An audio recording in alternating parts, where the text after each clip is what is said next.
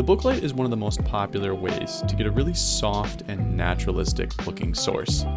And the reason it's so soft is because not only are you bouncing the light off of a surface, which will naturally always scatter photons, creating a softer looking source, but you're also then diffusing that source.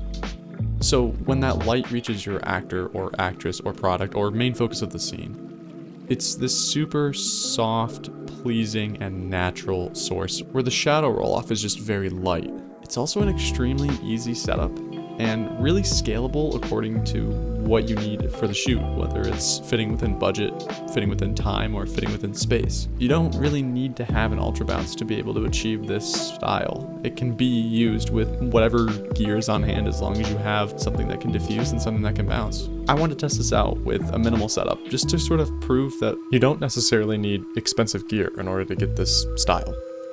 Here's the basic setup. I put my Amaram 100X nearby this kitchen practical just to give it a little bit of motivation to the scene.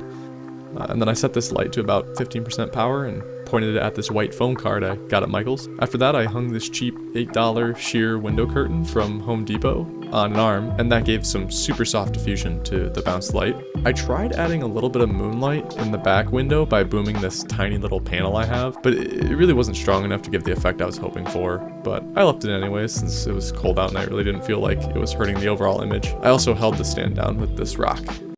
I am a professional. Lastly, I thought it needed a little bit of fill just to liven up the image a little bit, so I took my phone flashlight and set it on the table facing up next to her in order to have it just hit the side of her face without giving a super harsh line. I shot this on the FX6, which I borrowed alongside the 25 and the 50mm Nisi Athenas. Feel free to judge for yourself, but I feel it worked as a great example of how low-budget filmmaking can have really easy but still extremely flexible lighting setups with a low price tag.